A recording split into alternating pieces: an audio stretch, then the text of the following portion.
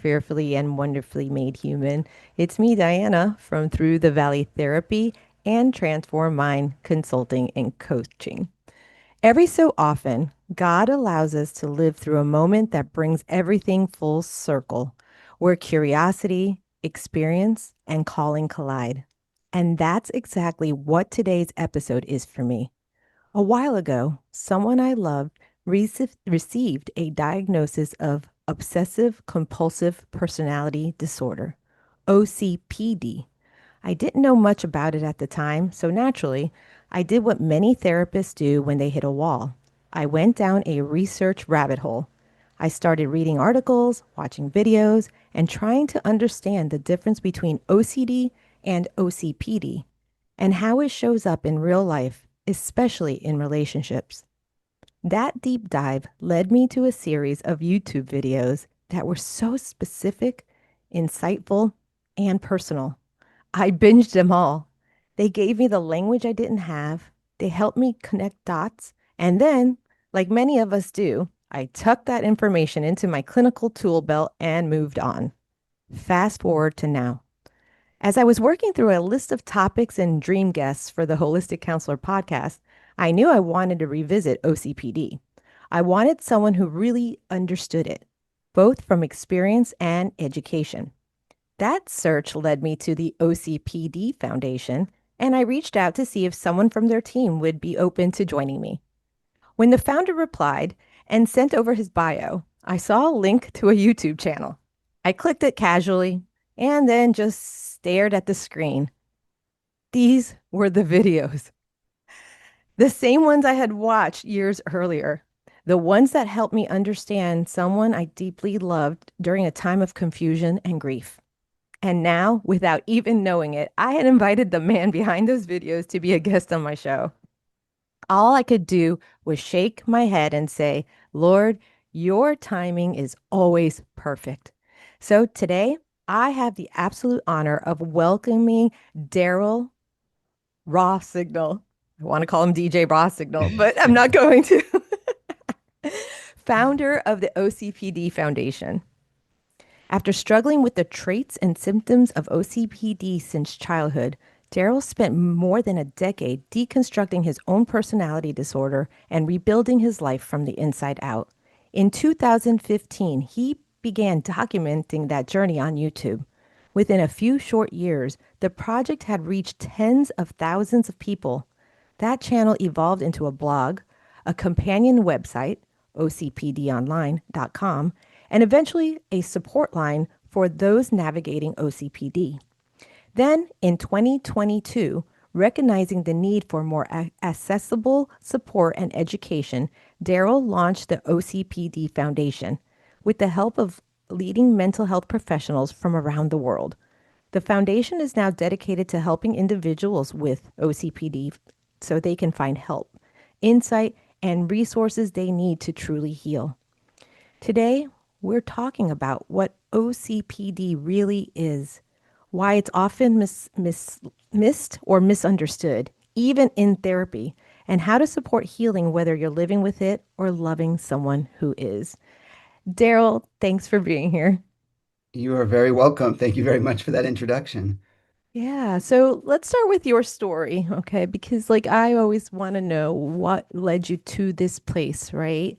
And you've spoken openly about living with OCPD. I mean, that's what intrigued me when I first heard you, when I first clicked and I was just like, oh my goodness, wow, this guy get and the personality. Like I noticed like there was this the person that I love that I'm talking about, I'm like, Mhm. whoa, there's a little bit of like, I get it. But Little you were, crossover. yeah, yeah. So tell me, like, you spend years deconstructing this, your own patterns and stuff. So what led you? I mean, I kind of read about it, but tell me more about your story, please.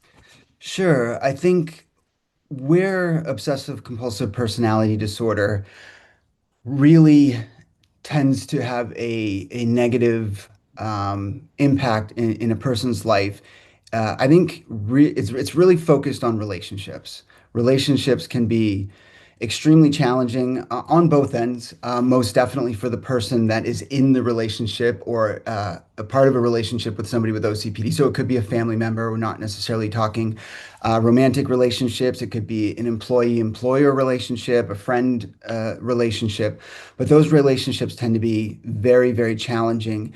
And the symptoms, although they're varied and many, where they really have an effect is in like I said, in relationships. And so for me, it was all of the damage that I was doing to the relationships in my life. And I don't think there was a single relationship, if you go back 10, 15 years when I started to put the puzzle pieces together, I think every one of them was being impacted negatively in one way or another. So there was a recognition that there was a common denominator in all of these relationships, which was me, and that I needed to do something. I have suffered with depression and anxiety throughout my life. They tend to come and go in cycles. But the symptoms and traits of OCPD were consistent. They were always present. I was misdiagnosed on more than one occasion, put on medications that were not applicable. They weren't for things that I even had. But it was essentially just bad relationships, not being as good of a friend as I can be, not being as good of a partner as I could be, that led me down, similar to, what you said in the introduction, was going down this rabbit hole and trying to find the answers. And a lot easier today, not just because of, the foundation and now that exists and people can find it, but even with things like, although I have conflicting opinions on AI, but even with things like AI, you can now just type your symptoms in and it's going to give you a list of resources, where in the past, if I typed all my symptoms in, I wasn't really getting anywhere. Right. And so I wish I could remember what it was specifically that I typed in, but I think we got to go back maybe 15 years, maybe even longer at this point, where I did come across an article on obsessive compulsive personality disorder. And if you have seen all of my videos, in a couple of them, I do talk about it as being it's a very life-changing experience, but it was like reading my biography. It was like somebody reading my life back to me. It was very Right. jarring. It was very distressing, very upsetting at the time. I now see things in a different light than I did back then, but it was what brought me to obsessive compulsive personality disorder. At the time, I did not know what to do about it. I did not know where to go for help. And so I kind of just lived with it and I tried to work on it just completely on my own without any outside help for quite a long time. And eventually, I put together that YouTube series. It was really more for me. I was really just looking for an outlet to kind of document what was going on, kind of hold myself accountable in some areas, and maybe connect with other people that felt similarly. I didn't expect people to watch the videos, and I was quite shocked when they did, Right. and happy. And so that was really the beginning of the journey. It was kind of, oh no, things are not going very well. What do I do? And eventually, kind of taking the control over the reins of those problems and, scouring the planet for solutions, looking under every rock and seeing what I could find to help myself. And then through the channel, initially pass that information along to other people. Yeah, well, thank you for that. I think before we even continue, I did print out the DSM-5 TR criteria for OCPD because Mm. even as a clinician, the reason why I started, it wasn't because I had a client, it was a loved one came home from the psychologist and said, they think I have this. And then I started Yeah. reading it Yeah. and I'm going, what is, I'm a therapist. I should know Yeah. these things, right? Like Absolutely. Yeah. but the thing is, people don't understand in any medical field, yeah, you have all these criterias, but or even like law, right? You have the laws and but you don't expect to memorize them until they start coming into your face, right? Or Right. if you're a specialist in a certain thing.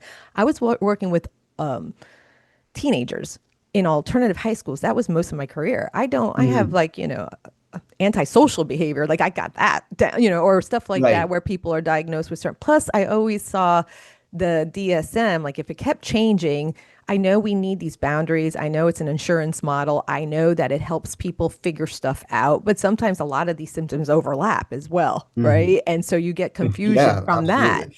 And Yeah. so most people, when they hear OCPD, they're just going straight to the OCD. So I'm going to read the criteria, and then we're going to go and see like, oh, okay. So this is what it says. A diagnosis requires a persistent pattern of preoccupation with orderliness, perfectionism, and control over oneself, others, and situations at the expense of flexibility, openness, and efficiency.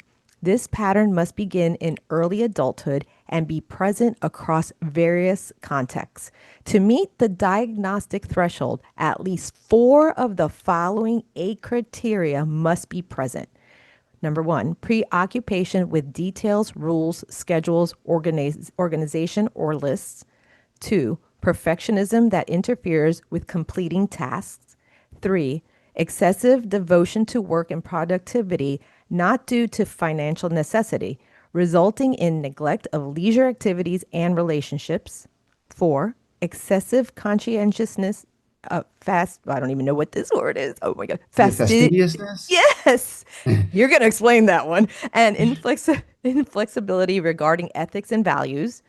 Number five, reluctance to delegate tasks unless others do them exactly right. Six, miserly spending style towards self and others. Seven, reluctance to discard worn out or worthless objects, even with no sentimental value. Eight, rigidity and stubbornness in behavior, thinking, or interpersonal interactions. Hmm. So, It's a those you, lot. yeah, well, you have to have at least four. So even if you have Correct. Yeah. four of those, a Yeah. therapist would diagnose a person with OCPD. It's a personality disorder. So Hmm. tell me, when you hear this criteria, you know, you said that you worked really hard to deconstruct because that would be it. Like you would have Hmm. at least four of these, right, Daryl? Yeah. And you Yeah. had to, and all of a sudden it was like, oh my goodness.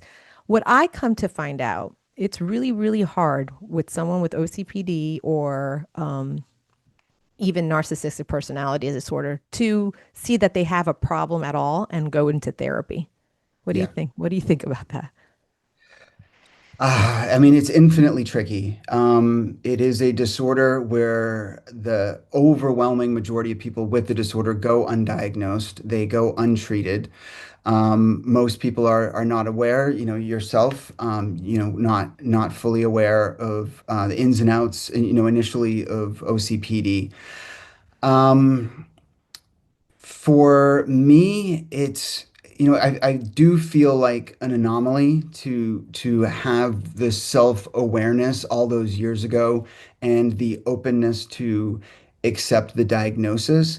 I think for people with OCPD, it really, I mean, I hope that we can change this over time, but it really feels as though it's like people with drug addiction, alcohol addiction.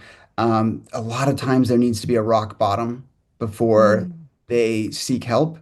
And if you don't hit that rock bottom, you never seek the help. You become, like a functioning alcoholic. right. Um, and the people around you are very hesitant and resistant to telling you that there's a problem because they feel as though you're not going to handle that information very well, might end the friendship or the relationship. So people kind of walk very, tread very lightly around you. So it does require a level of openness that you don't generally see in people with OCPD. So, one of the there's a lot of goals with the foundation that I put together, but reducing stigma and raising awareness are, in the top three, of the goals that we have and what we're trying to accomplish. If there's stigma around mental health issues, people with perfectionist tendencies are not going to want to come to terms or be willing to come to terms with a mental health diagnosis. Right. So, that makes it very tricky, that stigma. And then if they're unaware that there's a disorder based around perfectionism, then they're also not going to come to this realization and then seek out the help that they need. So it is tricky, and I think that, we're trying to build a foundation for the foundation, and we have to do this from the ground up. There really isn't anything out there that exists currently outside of this. Um, there are individuals that are doing, pioneering work in the field of OCPD, and they're incredible and they're amazing and they're doing things beyond my pay grade. Right. But in terms of an organization, Hmm. um, this is it, and I want there to be other people, other teams, other groups of people that are working on this issue, because without the awareness, we're kind of stuck where we are right now. And so that's kind of what I see as the primary issue, is this willingness to accept a diagnosis, and a lot of that being around stigma, and then not being diagnosed to begin with. Like I said before, well, I was misdiagnosed. Right. People with OCPD that do hit rock bottom and do eventually seek out treatment are quite commonly misdiagnosed with OCD. And And what's the difference? Like that's I think is really important because you're right. They are diagnosed with OCD and many, you know, will go straight to a medication or something and but we're still not getting to the root cause of what's happening to deconstruct mhm, it.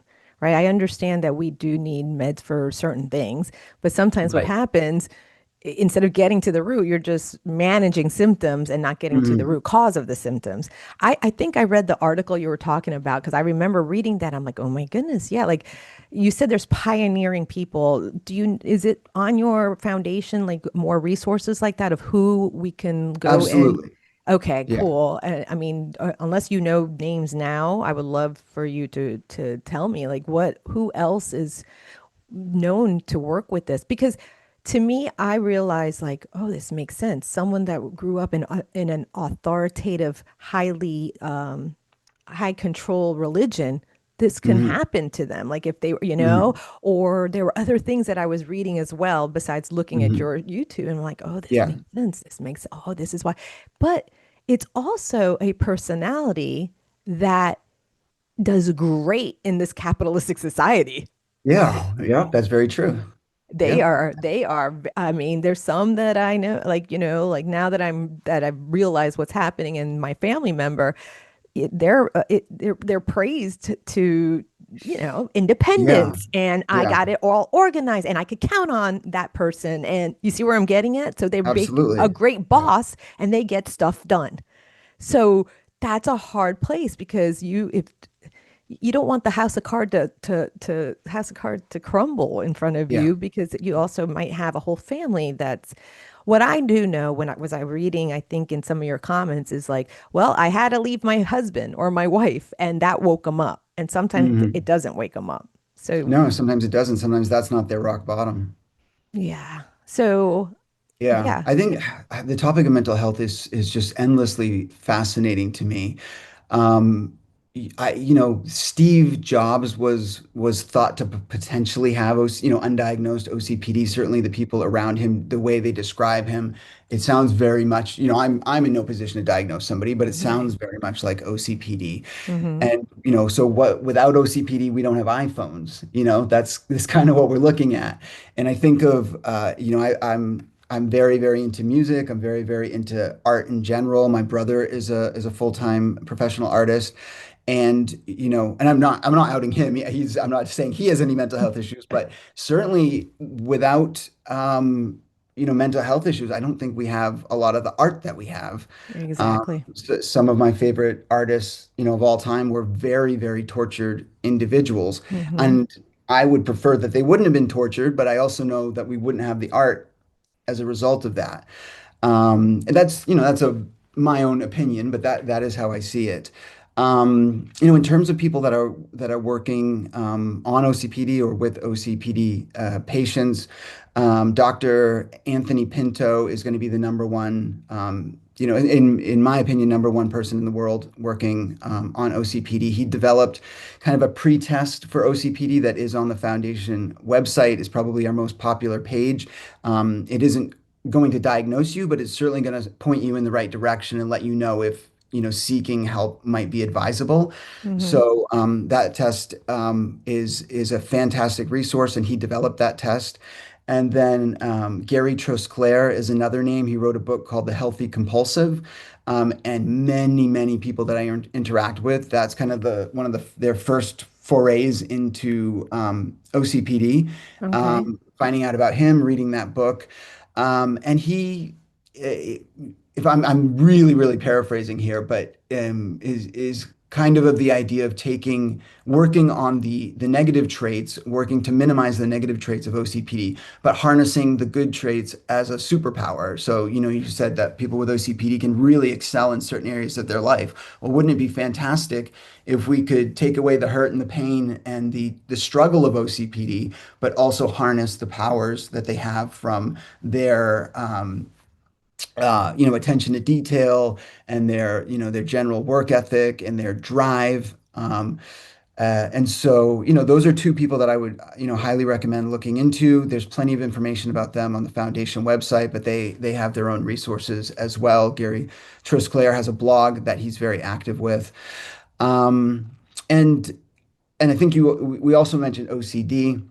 Yeah. So I have, basically my elevator pitch for obsessive compulsive personality disorder is that there are two primary components that no matter, where you fit with those eight requirements, Hmm. these two kind of, run through all eight of those. And they are the perfectionism and they are the black and white thinking. So perfectionism, this is still within the elevator pitch. You get usually two results from it.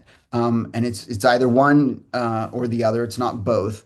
So either the perfectionism drives you to excel in the areas of your life that resonate with you. For people with obsessive compulsive personality disorder, that's usually work related.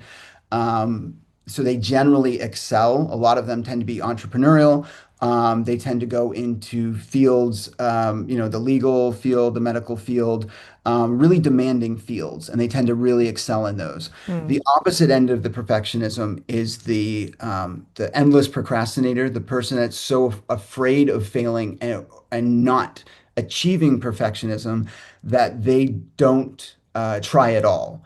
And depending on what area of my life we're talking about, I fall under both.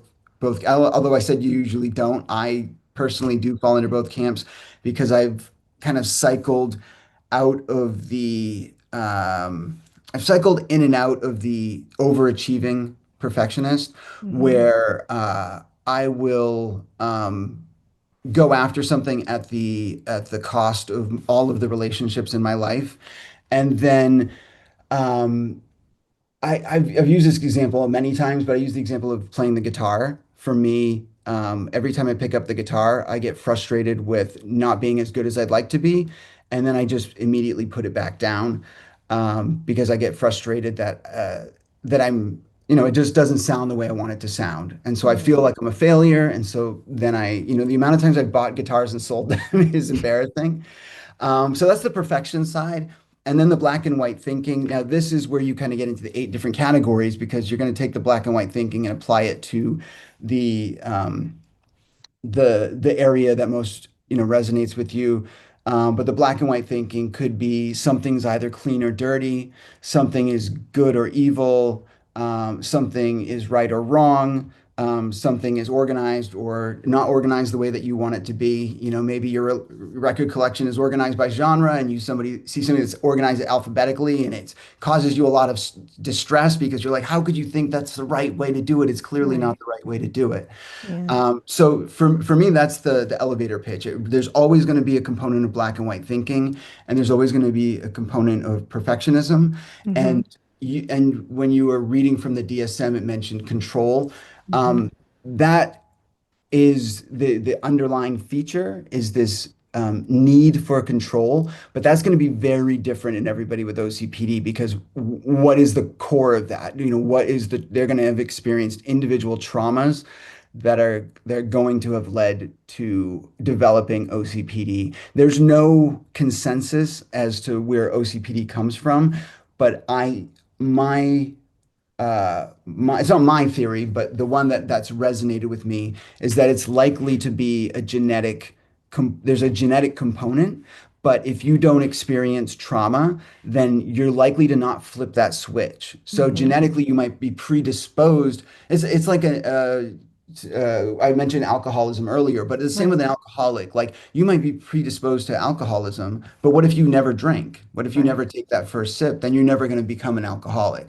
So right. the same with OCPD. If you're never exposed to the right sort of trauma, then you may never get to the point of having a diagnosable personality disorder. Yeah, I mean, that makes sense. I honestly think most humans have predisposition to something, and I think of it as brain health, right? It's like something we're carrying something. If it's physical, diabetes, cancer, I mean, we have these things. It's Right. nurture and nature put together. And Exactly. sometimes that's what happens with us humans. And when you were talking the black and white thinking, that's a cognitive distortion, right? That's what we Mhm. learn in cognitive behavioral therapy. So I want to know, Daryl, what kind of modalities helped you, even though, because I think that's the first step for any human being when they have a situation happening. Like, okay, you know, relationships are not as loving or easy as, and not that relationships are loving and easy all the time, but you know what I Right. mean, like healthy. Of course, of Let's put course. it that way. And so when you're seeing a pattern, that's it, and you're finally wanting to face the mirror because this is what mental health is, and that's why I'm trying to break the stigma. It is not that I think every human has some kind of situation. It is just recognizing and having the mirror in front of you to say, how do I become a better human tomorrow? And what is my stuff? Instead of putting it on Mhm. everybody else, why don't we look within ourselves? And that, it's a balancing act because sometimes people are putting it on themselves constantly to a point of depression. Like it's all Mhm. internalized constantly, right?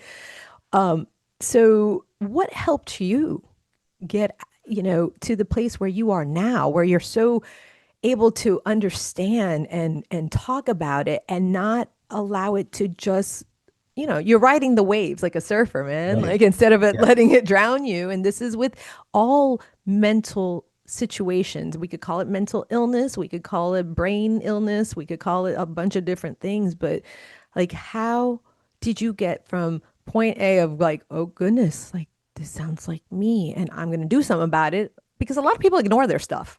Hmm. So tell me, Yeah. what helped Yeah, you? well, the start of it is definitely the rock bottom. It was, relationships that were, very, very, very important to me, and they did not survive, the OCPD essentially. I didn't seek treatment in time for, like I said, go back 15 years. And so, for me, it was a rock bottom, and then, I spent a long time working on myself, but I didn't know what the cause was. I didn't know where any of these symptoms and traits were bubbling up from, and I didn't have any good resources to gather information. So I spent a long time working on myself, and during that time, I kind of not fully, but I did kind of lone wolf it. I did try and stay out of relationships, and I tried to work on the traits that I thought were problematic. And it's a lot easier to do that when you're not under stress, and relationships can be very stressful. Uh, the nature of just having to get along with somebody on a very consistent basis, Hmm. despite your differences, I think can be tricky for anybody, whether or not you're suffering with a mental health issue. And so when I did eventually re-enter into relationships, I was like, oh, no, I didn't fix myself at all. These problems, I was able to hide them or mask them. It's really easy to be a perfectionist when you're not living with anybody, Right. but and to think that you have it under control. But then somebody is in your space and they're moving things around or they're leaving a mess somewhere, and you're like, oh no, I messed up. I haven't figured this out. So, at that point, then it was okay. I haven't done the work that I needed to do, and clearly I can't do it on my own. So for me, therapy was critical. It absolutely was a big part of getting to where I am today. I'm very hesitant to call, when I'm speaking this way, to call it advice or a suggestion because I don't at all think that what worked for me is necessarily going to work for somebody else. I've Exactly. met, since starting the YouTube channel, I've talked to thousands of people, and everybody is at a different point in their journey, and for Mm, every person I speak with, it seems like they've found a completely unique way to deal with the traits and the symptoms. The personality disorder never goes away, right. but can it become manageable? Can you find joy in life? Can you find peace of mind? Can you be in relationships with other people? Can you get along with people? Can you not judge everyone that you interact with from the moment you walk out the door till you get home at the end of the day?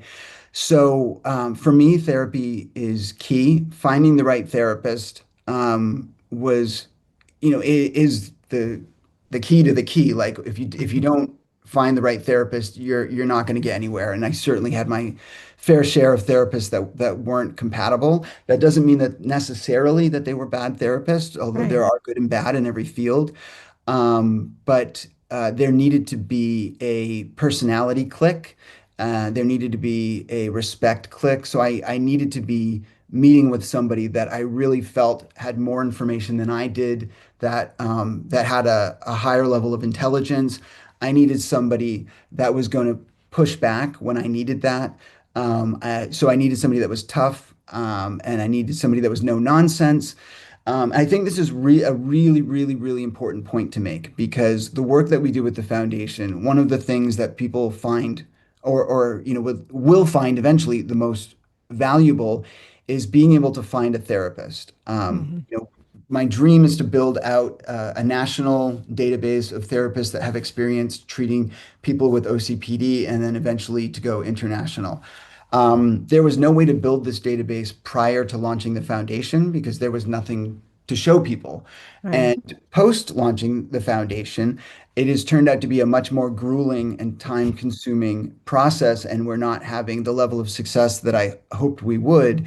And so people come to the foundation site looking for a therapist and they can't find one and they become very frustrated. And I hear about it every day. Oh man. Um, but the point of this is that I personally, even though I'm running the foundation, I personally don't believe that it's necessary to find a therapist with specific experience treating OCPD. Therapists are, in general, pulling from the same, bag of tools, Hmm. and if you know what the underlying causes are, if you can get to that in therapy, then you're going to have the resources to treat that person, whether you've ever treated somebody with obsessive compulsive personality disorder before or not. And so for me, if you're listening and you feel like this personality disorder resonates with you, maybe you've taken the test on the website, maybe you feel like it's time that you sought out help. Yes, a therapist with specific experience would be ideal, but it is by no means mandatory. Finding somebody that you click with, somebody that when you meet, you have a connection with, that you respect, that when they tell you the hard stuff, it's going to be it might not be easy to hear it, but you'll be able to take it. You won't Yeah. Take it fight against personal. right, and you Right. won't fight against everything that they tell Right. you, which is what Right. people with OCPD do. You say, Hmm. this is a trait that is not going to serve you, and this is a trait that we're going to work on, and you may disagree with that. And if you don't respect the therapist, then it's going to be very easy for you to say, you know what, this isn't working out. I don't now all of a sudden you don't believe in therapy, you don't think it's the right path. So seeking out a therapist that you gel with, really, really, really critical. And then for me, practicing self-awareness. Hmm. Having that self-awareness in the beginning was a gift. I'm not sure where it came from. Other than hitting that rock bottom, I don't know what allowed me to accept that. Um, Well, you must have felt pain, Daryl, because some of mhm, the people that I mean, now that I understand it more and I see like, years and years of studying, and then I've had a couple of clients, like I would say I would diagnose with, but I don't, I'm a non-pathological therapist because I don't, we work in different ways, but I could tell, mhm, I say, okay, OCP, let's look through these. It, it is like challenging the thoughts constantly and having the respect. That's what I'm hearing. It's like finding mhm, someone that understands, that has great modalities that they're not going to just be like, this is it. This, it's to me, do you think that your therapist had modalities that you might want to share? Like, were they known to do CBT, cognitive behavioral therapy, dialectical behavioral therapy, internal family systems? Were there other, you see what I'm saying? Were there things that you Right. utilized? Sometimes I'm going to tell you this, Errol. Some of the people that come that I've had in the past, I do Myers-Briggs. Like I said, I worked in alternative high Hmm. schools. Hmm. And ISTP, that personality goes Yeah. along. If you know that ISTP Right. personality, and if whoever's listening, look it up. Like, because to me, the more information we gather of the human, right? Like Right. personality assessment, love languages, I don't care. Assessments to bring in together. It's not like a horoscope where you're like, okay, today this is what you're doing. It is more of gathering the information of the unique human with the unique thumbprint, with the unique village Right. that raised them, because we were talking earlier, nurture and nature, Absolutely. and then going through each one. So it sounds like you spent really a lot of time because something caused you pain, because that's the rock bottom. And it's okay to have that pain. That's how we break stigma for Hmm. people to understand perfectionism, because that's what I hear, right? Right. With OCPD, it's perfectionism. Means never either being angry, never being this, or anger in men, yes, anger in women, no. And the opposite, right? Right. Being sweet in men, no. It's just like, you see, it's a Yeah. cultural thing as well. Yeah. So what modalities helped you? Because to me, when I hear black and white thinking, I go straight to let's challenge the thought process of, that cognitive Yeah. distortion. Where did you get that from? Yeah. To your other point, I do find it, like I said, I find mental health just incredibly fascinating.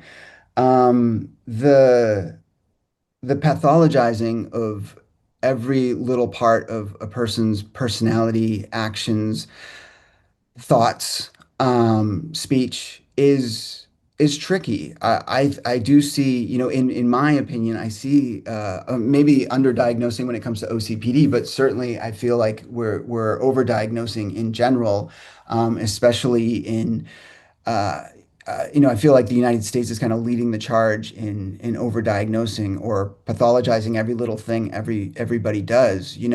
If everybody in society had obsessive compulsive personality disorder, then nobody would have obsessive compulsive personality disorder.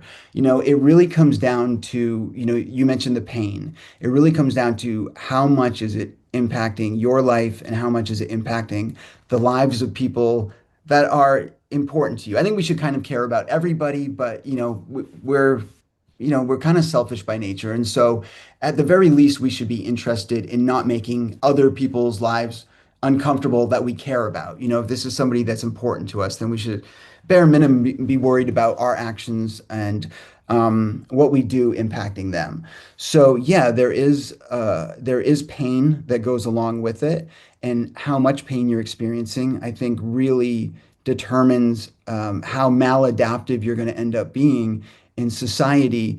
And how important is it that you get along with people? Is it only important to you that you get along with a romantic partner, or do you want to get along with your romantic partner and your family, and you want to get along with them and the people that you work with? And how much distress are you under? And then turning attention to the types of therapies that work, that is really individualized. I know people that have had success with DBT, with CBT, with I have on the foundation website, I kind of a full list of Oh, good. treatments that you can go through that people have had varying levels of success with. Hmm. Everything that is on because I'm not a mental health professional, I always try to make that very clear, but everything that is on the site has been either written by a mental health professional or has been vetted and gone through by a mental health professional. So we do outline different modalities that there has been a little bit of research to show may help. For me, my therapy is just very, very traditional talk therapy. I've got kind of like one of those like yes and therapists where I think I've gone deep enough for the day and I have not. And he's like, no, we're digging deeper. And then I go a little deeper and he's like, no, we're still not there. need more, need more. So he's very good at pulling the information out of me. And I Hmm. always think I'm having these little epiphanies, and then only to realize that that epiphany was inconsequential and that there was 10 more below it that I needed to get to. And 6 months later, I'm starting to hit those. Um, so I think there's no research that shows that any one modality is definitively the best course of action. I also think it's important to mention that there's a lot of things that people can do on their own. If you're able to get therapy, I think that that's a fortunate position to be in. There's a lot of places in the world where therapy is not accessible, and there are things that you can do on your own. When I was trying to treat my own OCPD, when I barely even knew what it was, Hmm. I was guessing. It was all guesswork as to what might help. But now we know, meditation can be very helpful. Um, if you are religious, spiritual practice can be helpful. Exercise is helpful. Journaling is helpful. A lot of things, a lot of tools that are good for other mental health issues have crossover into OCPD as well. Practicing self-awareness, being diligent in considering how you treat people, not always having to be the first person to respond, not always having to interject your opinion, trying to practice being a good listener. Those are Right. all things that you can do if therapy isn't currently accessible. There's things that you can do. There are lots of resources out there. And what you're talking about is learning to be to listen to understand instead of listening to respond. And to be able to do that, you have to practice that because our society, it is all about like, hey, we listen to just respond. We listen to respond. The reason I know how to listen to understand is because it's been trained in me for decades Yeah, to have that active absolutely. listening. Also, empathy. Because I don't know. I mean, what do you think of empathy? Because to me, like those with OC, it is personality and everything, but Yeah. it's like I could see someone with OCPD being the best first responder or the best person to Mhm. have like if there's an emergency to be the first one to be like, okay, A, B, C, D, organize this, that. No, we don't have time for emotion. Stop with the emotion. Blah, blah, blah, blah, Yeah. blah. You see where I'm getting at? And Yeah. so I know working with empathy and that, challenging, especially if I have a male client that Mhm. has that, situation, it is utilizing different modalities of what would be needed at that minute, at that time. Yeah.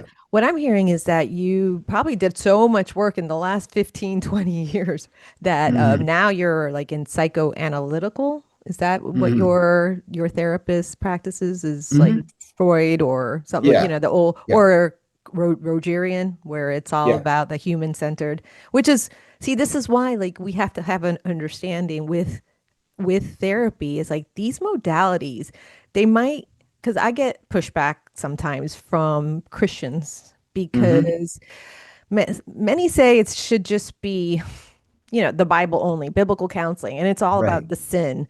And to Right. me, I'm like, God is so much bigger than that. Quit putting, Mhm. creator into a box like that. And sometimes what I've come to realize that it is that rigid thinking being raised in that has caused OCPD. So it's Right. like, Yeah. Yeah. so what say you Yeah. about that? Absolutely. What can we say Absolutely. to pastors or churches or faith-based places where, sometimes they like giving the devil too much power, and I'm like, no, like Right. stop. So, Yeah, that's interesting. I think, and it is tricky because now we're talking about people with OCPD, and there's going to be a lot of pushback. hmm. But there, to me, this feels like assuming that you understand, if there's a God that you understand that God better than he would understand you. So yeah, that is very interesting because it's just assuming a lot that you don't need to seek out alternative forms of treatment. Um, you know, I uh, I'm very much of the belief that if something has the potential to help, then we should have full access to it. I was it last year? I believe last year I went and had a psychedelic therapeutic experience, and it was very impactful. And I do find it frustrating the barrier to entry, and the limitations put on people having access to that. And I know it's absolutely not for everybody, but Right. to limit people's access to any form of treatment because of your own personal beliefs, I feel it's very egotistical and Yeah. it's very controlling, both areas in which people with OCPD can struggle. So yeah, I just think it's very presumptuous to think that you would know what God would be okay with, especially, I grew up very religious, and so I have Mm. a pretty deep, I would consider it a reasonably deep understanding of the scriptures. I certainly know, I've read through the Bible, so I certainly know what's in there. And I don't remember the scripture that says, "Thou shalt not seek therapy." Mhm. So yeah, I think that if you don't want it for yourself, there's plenty of people that want to try other methods, and there's plenty of people that would want to only use what's in the Bible as a tool. That's within their right, but it certainly Right. isn't within their right to tell other people whether or not they should be able to do that. And again, Yeah. that's my opinion, but that's how I see it. Yeah, and you have the right to your opinion, and that's the beauty of having, freedom Mhm. is in understanding and living in the gray. Because this is the Mhm. situation that I brought that up to, I'm thinking of one of my clients right now, and I'm like, it's okay to live in the gray. And they were so disgusted with me. Yeah. I'm Yeah. like- and I'm like, okay, but we have to go deep of why can't you? And that's where we Yeah. go for that 50 Yeah. minutes, and the next time we Hmm. pick up and the person wants to have to, wants to what's helpful to me is like they have to want to pick up the tools because you could give a person all the things that they need, right? It's the saying you could bring a horse to water, but you can't make them drink. Hmm. And, it's up to them. But then you have people because that don't have the personality disorder, but are living with that person. It could Hmm. be like you said, it could be the boss, it could be Hmm. your spouse, it could be, your child. Like, what do you say to them, Daryl? Like, what would you wanted those people in your life back in the day that before you even faced it? Okay, Yeah. because remember, you're probably living in your life going, "What? No, I have no issues," right? But Right. now looking back, hindsight, what would you want to tell the people that might now have a person like that in their life and they're seeing that? Because I know I would not want to go to say, hey, this is you, look at you, and Mhm. ABC and everything, because I think that'll make the person that has the situation shut down or be like, and put their feet down Right. even harder. Right. What would be helpful for someone that doesn't have it, but might be living with someone like that? Yeah, I think that, you mentioned like, the person that knows the individual that may or may not have OCPD, but is certainly displaying the traits of somebody that has the personality disorder. I think first and foremost, it's the job of mental health professionals. It's certainly the job that I'm trying to take on of running this foundation, excuse me, to raise the awareness. Because if you're unaware of obsessive compulsive personality disorder and you're unaware that these symptoms are symptoms of a mental health issue, then you might just think that you're dealing with a jerk. You might be like, I just don't want this person in my life, and so you might just push that person away, and now you've lost that relationship, and that person hasn't gotten any help. So we need to let people know that this disorder is real. It Mm-hmm. exists. It's in the DSM. This isn't a made up thing, and that people with this disorder can be very, very challenging to interact with. So we got to do our job and raise the awareness. When it comes to having somebody in your life and what can you do, the number one most important thing is that we catch it early. The longer the disorder goes on, the more difficult it becomes to treat. We quite regularly are contacted by people that are like, oh, my 70-year-old mother or my 80-year-old father. And, deep down, I mean, I know the truth. The truth of it is that that is probably a person that's going to go to their grave with this disorder in Mm. its full-blown capacity. Right. It is very, very difficult to treat somebody that's spent the overwhelming, part of their life. They're in their senior years and they've spent their entire life with this disorder, and it is Mm. every bit of who they are to separate them. So catching this early and not misdiagnosing it, I think is super, super critical. So if you see these traits in a teenager, that is the exact right time to get them in front of a therapist.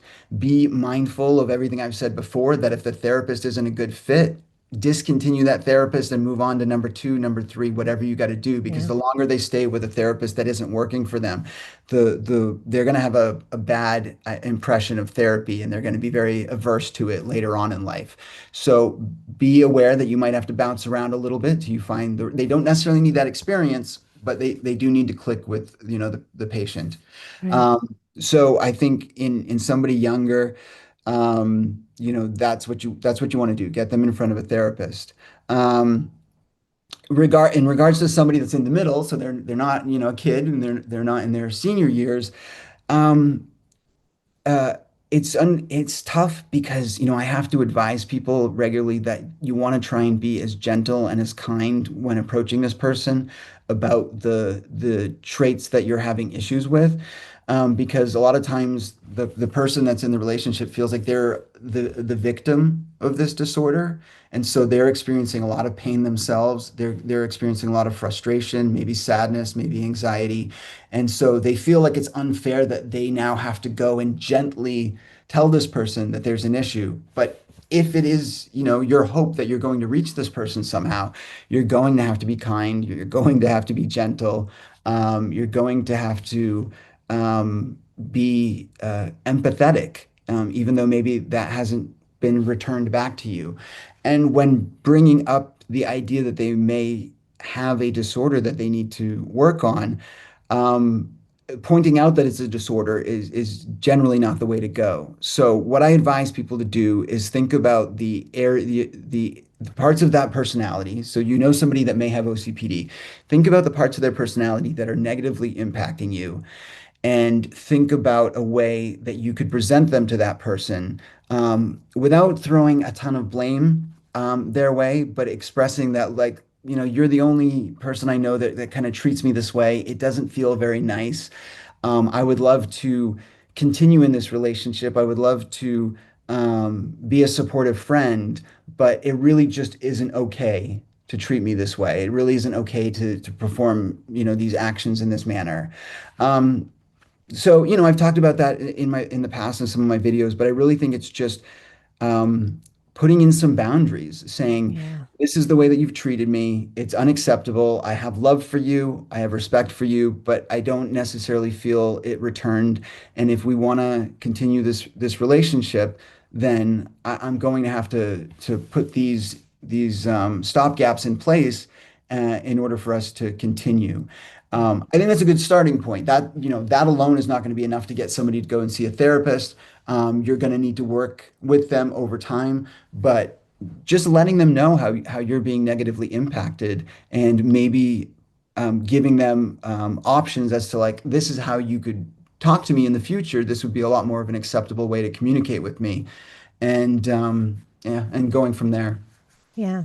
So there's two things I want to say on that point is that if you are being abused by a human being with this disorder, find Hmm. safety first. Find safety Hmm. first. Okay. Because 100%. that's and number two is that psychoeducational training is what mental health professionals do too.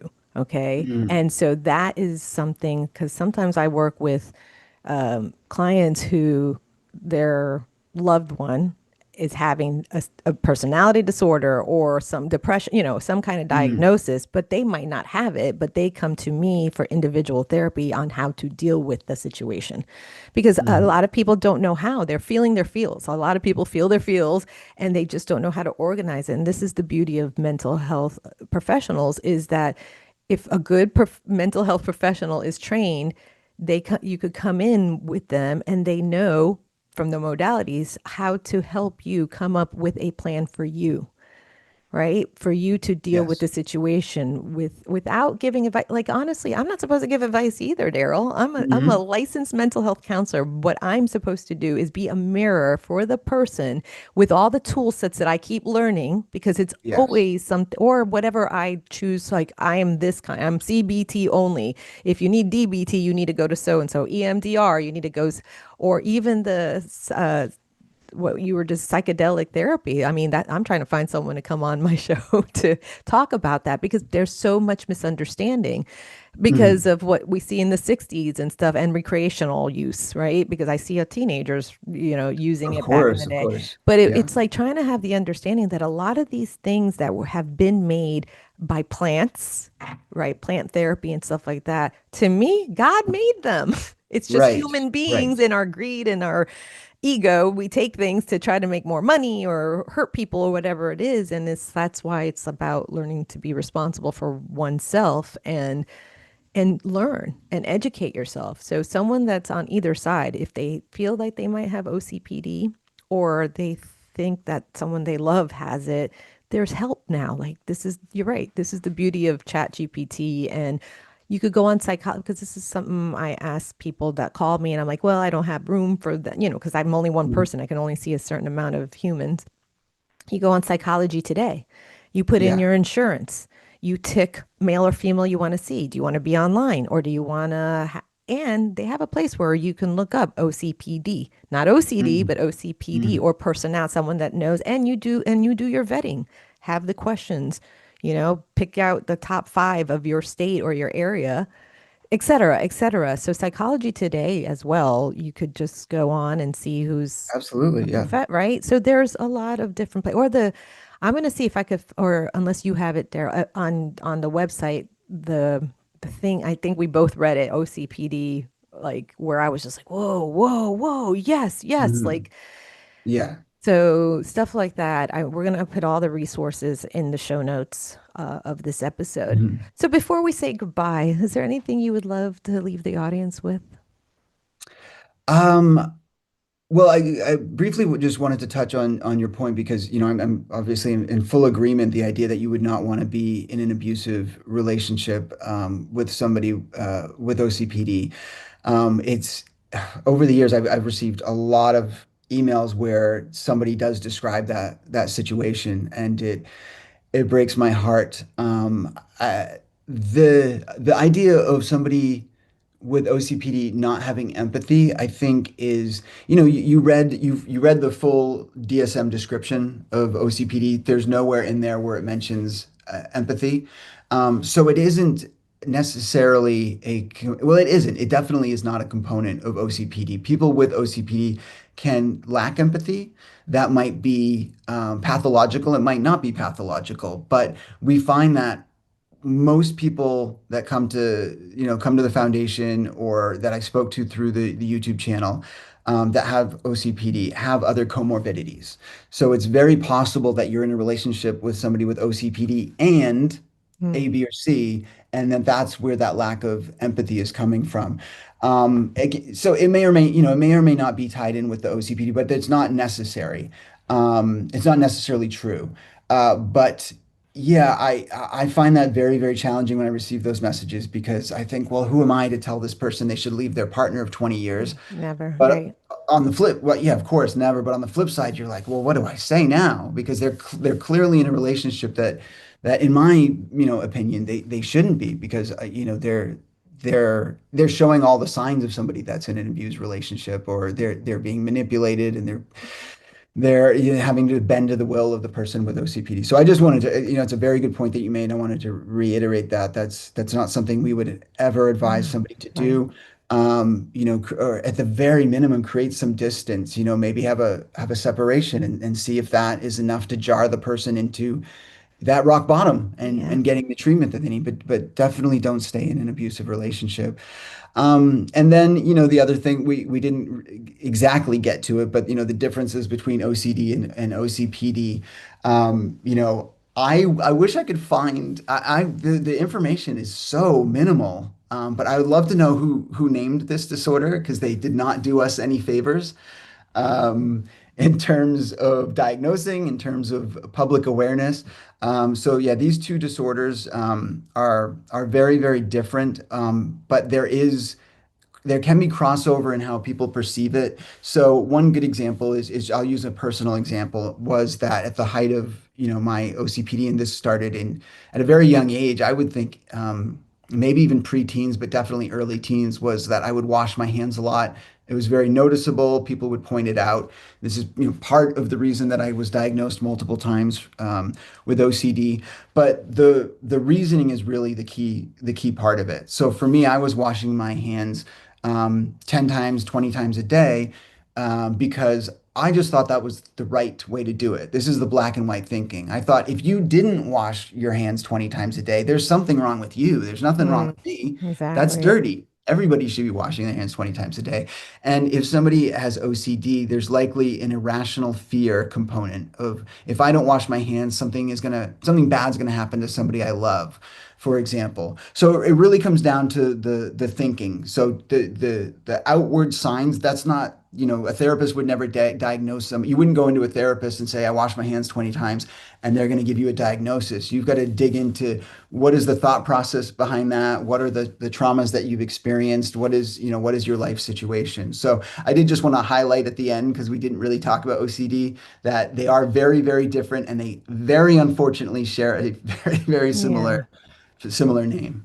No, for real. And maybe like you talk to the psychiatrists that create the DSM and, Yes. and start talking to them. And maybe by the time, I need to DSM start networking. six, I need to start meeting people DSM and six, who do I maybe. speak to get this thing changed? Yeah, because it's true. And then we have to remember I mean, because that's the cluster B of personality. I mean, see, this is what I'm saying. Like, I got this little shorthand thing of all the Yeah. diagnoses, but it's still like, oh my goodness, this could be this could be that.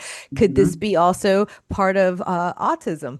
Like, those Right. are the Yeah. questions that come up because that's, Absolutely. Yeah. some of the symptoms are like that in autism, or like I said, a Exactly. Yeah. personality assessment. So there's so many, but for anyone that's listening, this is why it's just time, for you to figure out you. Like we could share our experiences. We can talk about our own stories, but you have a story as well. And, like it's just getting information out there to know that you're not alone, because that's the worst thing when you are going through a hard time in life and you're hitting that rock bottom, or a person you love, you're watching them just, go down into the rock bottom in the pit.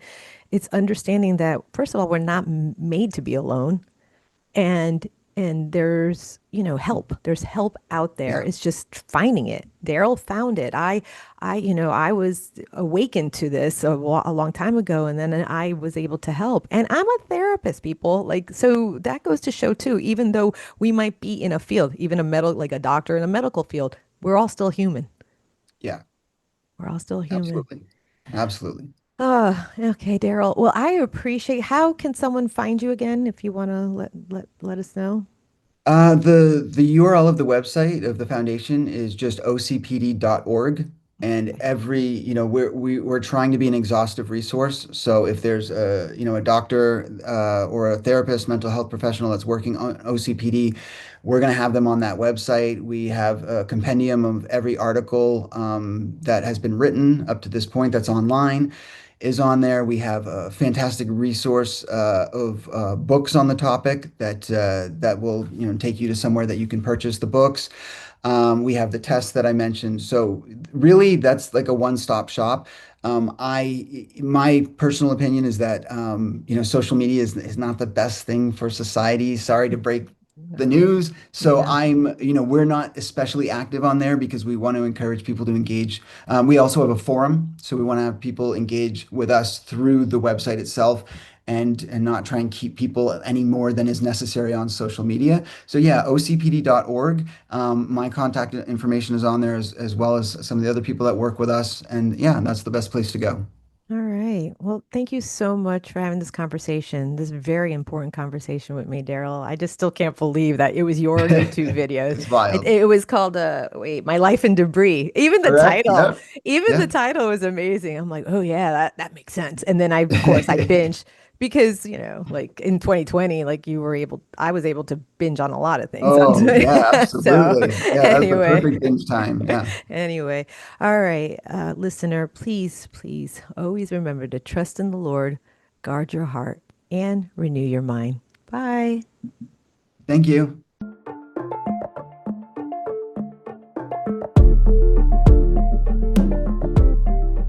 And now for the disclaimer to make sure you understand that you are responsible for you. The content provided on the Holistic Counselor podcast is for entertainment and informational purposes only and is not intended as a substitute for professional medical advice, diagnosis, or treatment. Always seek the advice of your physician or other qualified mental health provider with any questions you may have regarding a medical or mental condition.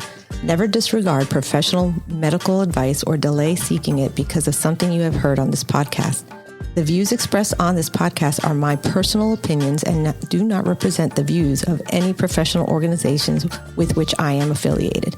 Call your doctor, 911, or 988 immediately if you have a medical emergency. The Holistic Counselor podcast does not recommend or endorse any specific tests, physicians, products, procedures, opinions, or other information that may be mentioned on the podcast. Reliance on any information provided by the Holistic Counselor podcast, guests appearing on the podcast at the invitation of the Holistic Counselor podcast, or other listeners to the podcast is solely at your own risk. Confidentiality notice. If you engage with the Holistic Counselor podcast by commenting or posting and are a client, please be aware that you may be revealing information that could compromise your confidentiality. Please remember that disclosing your identity or personal details can be linked to your clinical material. As a therapist, I am bound by confidentiality and will not respond to any disclosures of this type on this podcast. I am committed to upholding the ethics and confidentiality of the therapeutic relationship, which extends to all forms of communication in accordance with the laws and professional guidelines that govern mental health professionals. I want you to know that your privacy is of utmost importance, and you are responsible for protecting it when interacting on this platform or any other public forum. Thank you.